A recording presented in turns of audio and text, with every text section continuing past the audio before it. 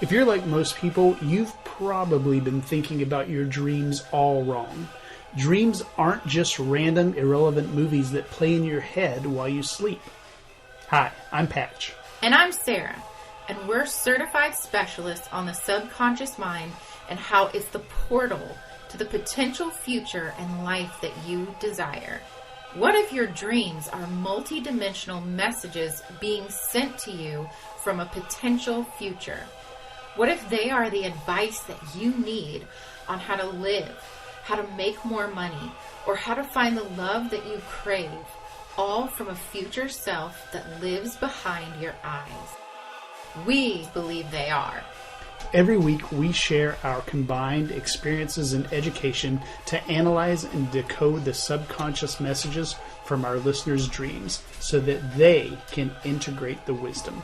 Listen in and learn how to access your own highest wisdom and guidance so that you can begin to live the future of your dreams.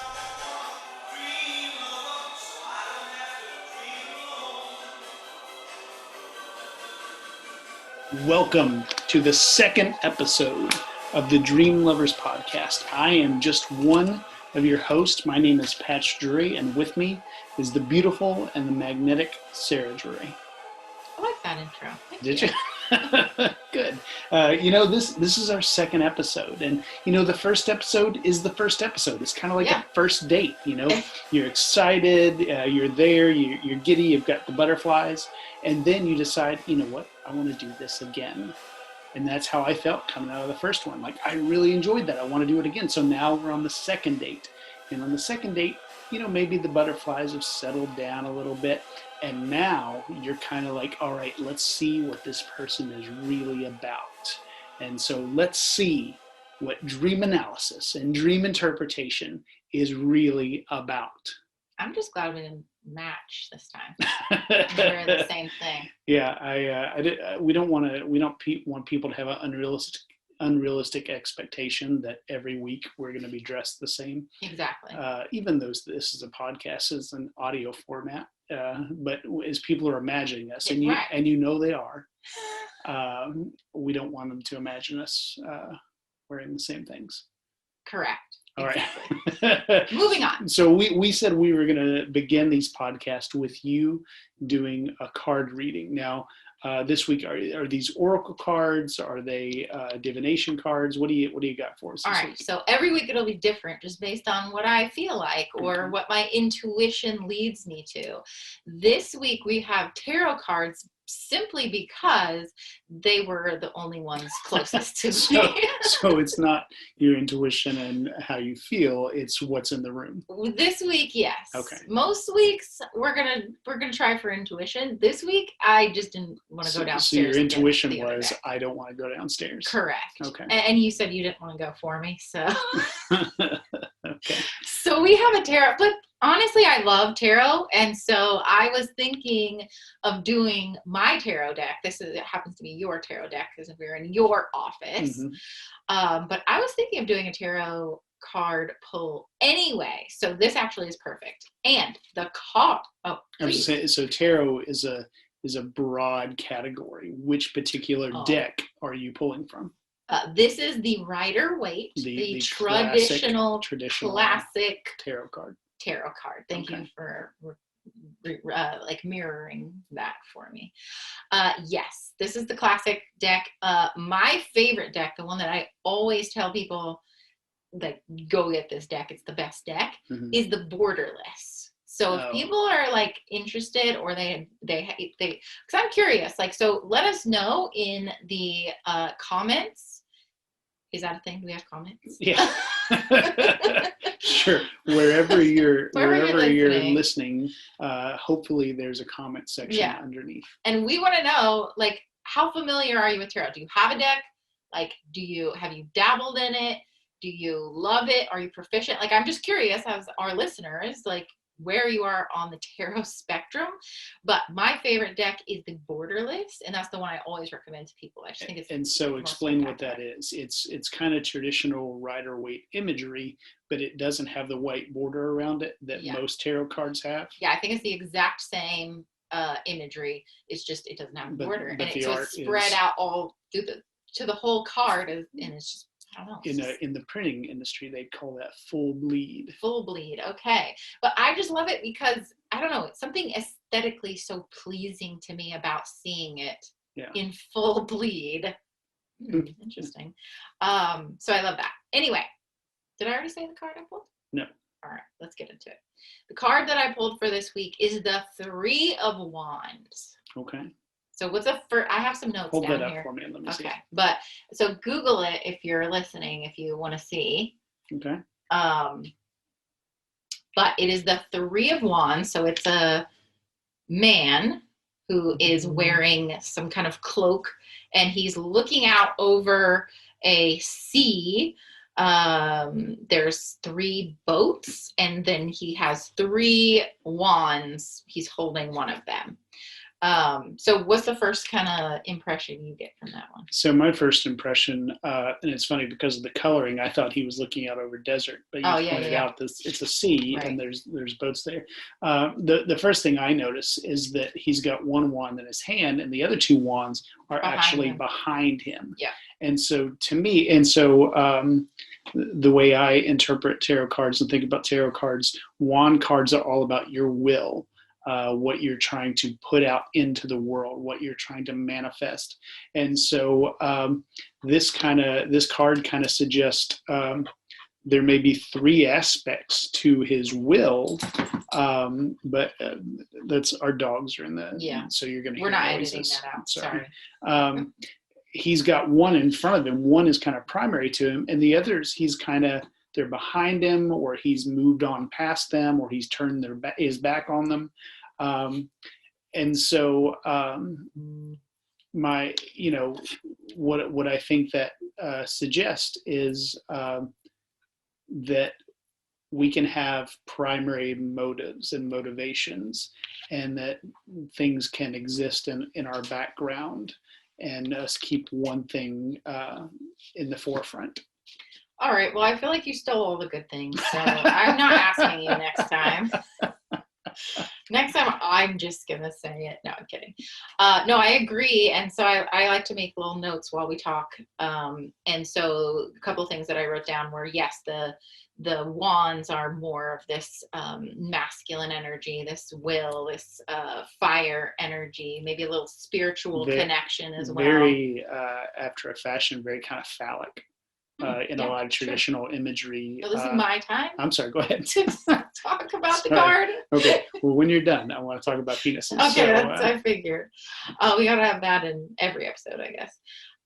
Okay, so the other thing is that, like, while you're saying that there is, there's this kind of one thing put forward there in the will, like that suggests to me that this card suggests to me that there is a mission, a purpose that is involved in this card of kind of looking. It's almost like lay of the land, and like kind of looking out over the possibilities. And then because he does have his hand on one, it's like he's made a decision about the direction and what that kind of journey that he's going to head out on already looks like. So to me, this card is a journey card, and where the Fool is kind of like, he's the beginning of the tarot deck. He's this really looking out over the beginning of the journey. This kind of suggests that this card suggests that there's been a bit of a journey already, and that there's kind of this preparation for the next phase. So now, penises. I'm glad you asked. Just kidding. All I was going to say is that the wand is kind of the phallic symbol, and traditionally in tarot and ceremonial magic in those places, the cup is kind of the vagina. It receives. I knew we had to go to vagina So, too. yeah. Well, I'm not going to talk about a penis and not a vagina. They go together. So anyway, yeah. So that really added nothing to the conversation. I knew it. You just wanted to. Yeah, I just wanted to. I wanted to earn our rating. Okay. All right. What's next? So next is the dream we're interpreting. Okay. Shall I read it? Yes. Okay. So this dream comes to us from a listener? Or? This was actually not a listener, but this was... I guess we don't have listeners yet. It's the second episode. No, trust me, we have listeners. Okay. This was a client I was working with, and he actually came to me for hypnotherapy. Okay. And I kind of think with hypnotherapy, it makes sense to me that if we're going to be saying things to the subconscious, let's see what the subconscious is saying to us first. And so one of the things I do with hypnotherapy clients is I say, start recording your dreams as we're working together, start paying attention to them. And this was after I told him this was the first dream he had. And I talked to him afterwards. He's like, yeah, I almost didn't record it. I almost didn't bring it because it just doesn't seem to be saying anything. And that's always the inclination. We think our dreams don't mean anything. But when he read it to me, I was like, oh my God, are you kidding? That dream is saying so much. Right. So just because you don't, on the first pass, understand what your dream is saying to you, don't assume it's not speaking to you. Right. So that's probably one of the biggest objections people have of recording their dreams is they say if they don't make any sense, they're just weird and crazy. And actually, that's the whole point of this podcast, is to show you that your subconscious is always giving you messages, and maybe you don't understand them, but we can sort of give you some guidelines to follow to be able to understand them. And learn to speak that language. Speak dream. Right. Okay, here we go. I was walking through a creepy old house with a girl that I didn't know. We came to a closed door, and something seemed very foreboding and frightening about the door. I didn't want to open it. Suddenly, there was a very scary witch in front of us. Interesting. I ran as fast as I could. I didn't wait for the girl. I made it out of the house, and people were waiting for me, and they were very upset that I left the girl in the house. Ooh, interesting. I should wait to get my commentary. I hid from the people under a pile of hay. 2 large gorillas found me under the hay and started to attack me. And so this is what's really interesting is once you speak dream, it's like you do start to see some... You start to pick up on things. Yeah. And so it's interesting because now that I'm starting to get it, it's like, I feel like it's reading like a mystery novel or something, and you Patch, I have a hard time calling you Patch, Patrick, you are like, oh, I know it, I know where this is going, and so it's kind of fun. So all right, let's get into it. So the first thing, dreams are kind of like stories. And this one, you can see it has a narrative flow. First this happened, then this happened, then this happened. And so sometimes when we're looking at a dream, the best place to start is, okay, what's the setting? What's the setting for this story? So it begins in a creepy old house. And so houses are very common in dreams. There are that, and not just houses, but schools and buildings and houses. It's not to say they don't happen out in nature, but a lot of times things occur in a structure like this because these structures kind of represent either our psyche, like our mind, like the structure, the mental structure we live in, or a part of it. So he's walking in this creepy house, and so there is a part of him, and I should say, because I worked with this client, I have some info into I know his response to what my interpretation of this dream. I know what we were working on, but there is something about being inside himself that feels a little off-putting, that feels a little creepy, and that is confirmed by the work I did with him. He came to me, like I said, for hypnotherapy because he felt unsafe in the world. He had a level of anxiety that was keeping him from doing everything he wanted to do.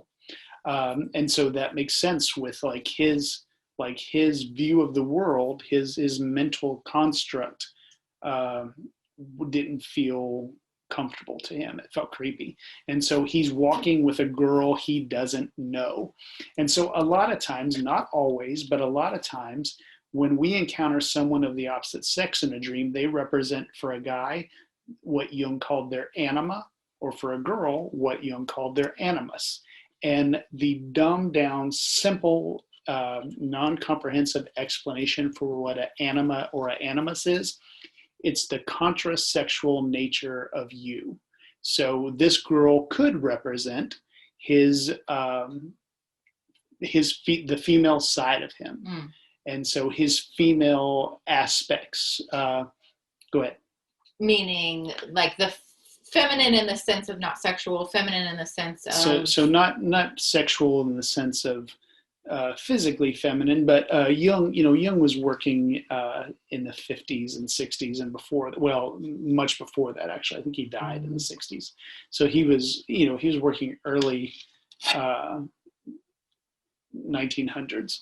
And so some of his views of masculine and feminine are kind of a reflection of the time. And so Jung would have said this guy's anima represented his ability to relate to people emotionally. Mm-hmm. So he would have said masculine is rationality, feminine is emotional. And so intuitive. Yeah. And so you can argue with that. You can agree with that. I'm not interested in that conversation at this point. But so this client, this dreamer, feels like he doesn't quite recognize his feminine side. He doesn't quite recognize his intuition, doesn't quite recognize his ability to engage emotionally. Well. Yeah. And that is apparent even in the house part. That's the subconscious. Yeah. And then it's like this girl that I didn't know, this part of myself that I don't know is unfamiliar and creepy and foreboding. And so obviously there's something like he is not comfortable in his head. He doesn't recognize in his heart more than his head. Yeah. Right. Like I mean, like when I say that, I'm saying it's the head, the conscious can be the head. And so like that mental, but at the same time, there's that deeper part of the mind or or connected to the emotion. So it's like, it's that part. Right. And so he comes to a room, and this room is, how's the room described in the... Well, he comes to the door. Is that what you're talking about? Door. Okay, so he comes to a door, and there's something that seemed very foreboding or frightening about the door, and I didn't want to open it. So he doesn't want to open it. Right. There's something inside of himself that he doesn't want to open up to himself. He doesn't want to engage with. It's unknown, and it feels unsafe. It's unknown, and it feels unsafe, and he's not interested in exploring it. And I can say without a doubt, having worked with this guy, this is all right on. Like his dream is just speaking his mode of being back to him. Yeah. And so all of a sudden, this witch appears. A very scary witch. Very scary. And here's where we have to get into some of the archetypal things, because witch could mean something different to everyone, but there is a sort of archetypal witch where it's like this very scary, this kind of scary hag, mystical, maybe crone, like Right.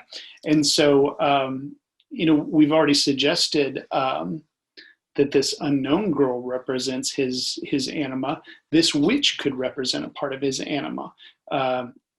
Not only is he unfamiliar with his emotions, he's probably unfamiliar with them because he finds them frightening. Right. He doesn't want to look at them. He doesn't want to open it. And so he doesn't want to open that door. He finds the aspect of potentially embracing this part of himself very frightening. Mm-hmm. So frightening that he runs from it as fast as he could. And didn't wait for the girl. And so he's not interested in bringing along this emotional part of himself. Like he's like, you know what? I'm leaving it. It's too scary.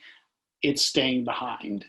Or I'm not going to help it. I'm not going to bring it with me. And so he's basically scared of his emotions, doesn't recognize his emotions, and has ultimately rejected his emotions. Literally left them behind. And so he gets out of the house, and there are people there.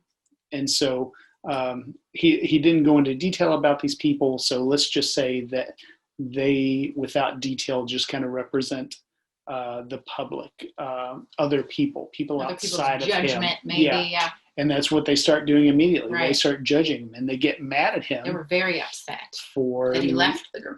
For leaving her, right? And so he feels potentially, or his dream is telling him, there will be potential repercussions from the wider world if you ignore your emotions, if you ignore what's going on in you emotionally. Mm-hmm. Make sense?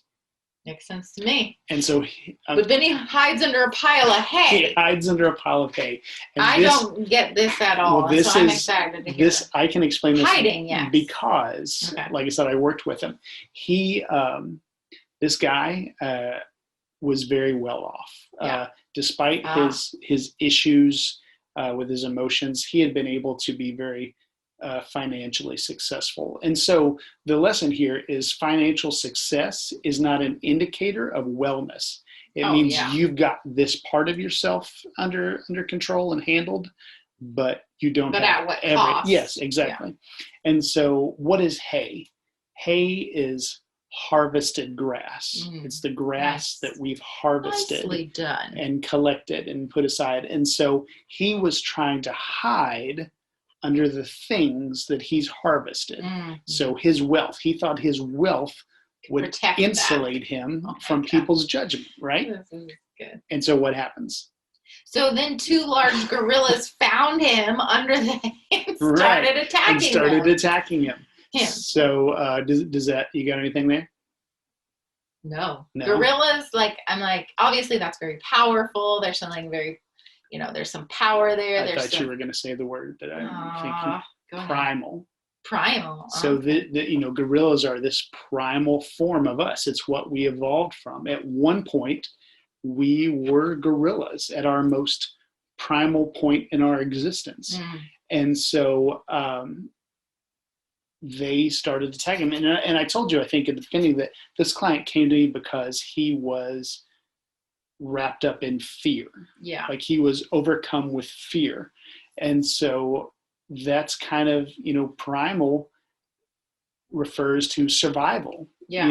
Like when we were gorillas, what we cared about, the only thing we cared about, what our instincts pushed us to care about, was our survival and the survival of our genetic content.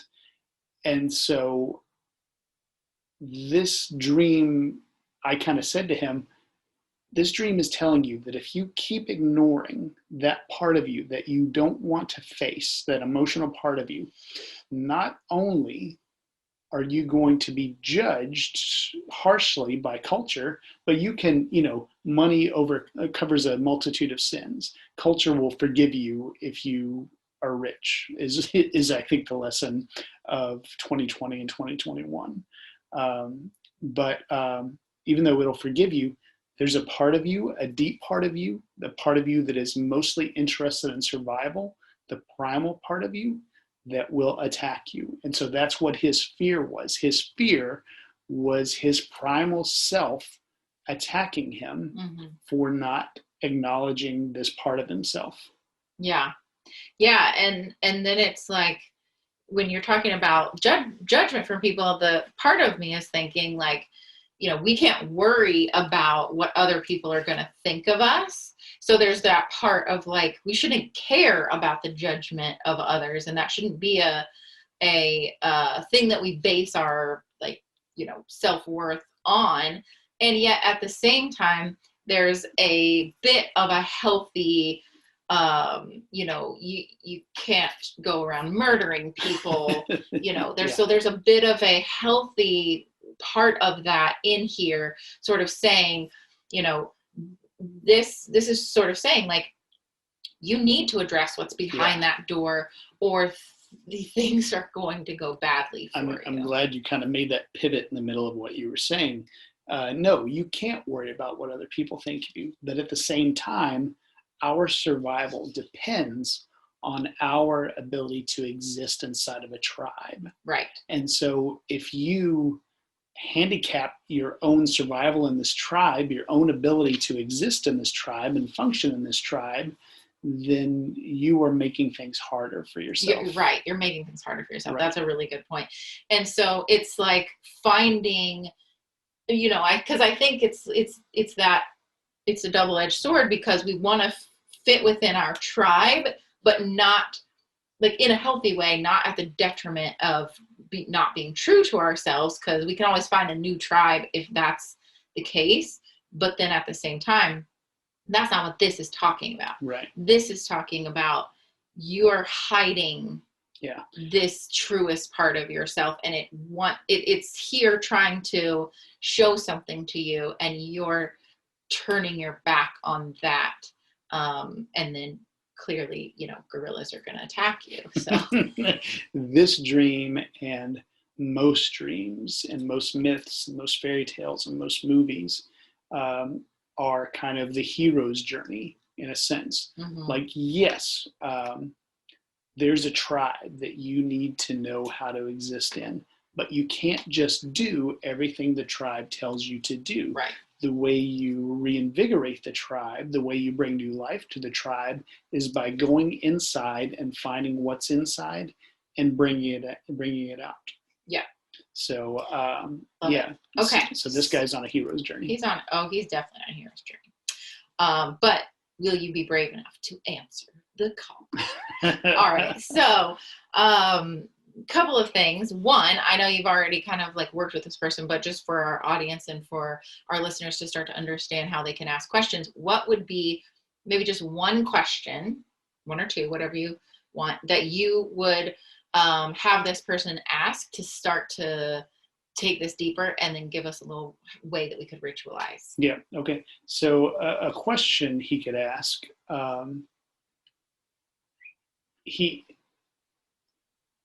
what I would ask him to do, and this is an exercise that he could do with somebody or by himself, but take everybody that was in the dream, the girl he didn't know, the witch, the crowd, the gorillas, take everybody that wasn't him and retell the dream out loud as if you were them.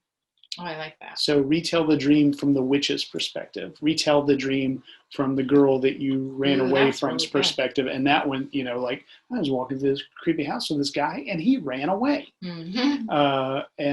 Or from the crowd, like, yeah, this guy came running out of this house and we're like, where's the girl? And he's like, I don't know, I left her. Or the gorillas, like, this MFer was hiding under some hay, so we beat the crap out of him. You really get a better perspective. It's almost like parts therapy and very much. It's like a Gestalt kind of thing. Yeah. In hypnosis, you get a real sense of what the dream is trying to tell you when you observe it from other perspectives. Okay. Question. So we used our tarot deck today. In tarot, if you get a reading and you're like, you ask a question beforehand and you pull a couple cards, you have your reading, and then sometimes you're like, what the? And so what you do is you can pull a clarifying card. You can ask, the deck again.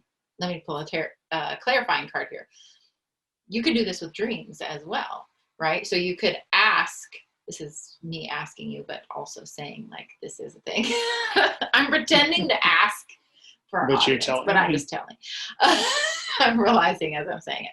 But you can ask for a clarifying dream around certain aspects, even. Sure. Like if you were like, I don't know what this part means, you could just ask for a dream to clarify the dream. Yes, and I realize everybody is different with dreams. And everybody has a different relationship to their subconscious. For me, I have never had much luck asking for dreams, like specific for them to address a specific topic. Like a few times it's happened. Because those messages can also be coming in other ways. But anyway, I digress. But on some level, I'm okay with that. On some level, I'm like, you know what? My conscious is in charge most, like 90% of the time. And so for that other percent, I'm okay for my subconscious to kind of say, here's the song we're playing. But here's the other thing. if you're like me and you have trouble requesting specific dreams or requesting your subconscious respond to something, you can do something we talked about last week, which is dreaming the dream forward. Yeah. And there are lots of ways to do that. But one way that I would suggest to this client is sit down with a pen and paper and write out what happened next. Because that dream definitely ended when he started getting beat by the gorillas. But imagine it didn't, and start writing out, okay, well, after that happened, maybe I did this, and maybe I did this, and write it like best possible scenario. The way you would want it to go. Yeah, I went back in the house. I beat up the gorillas. Yeah, I explained myself to the crowd. And I went saved the girl. I made sure she was okay.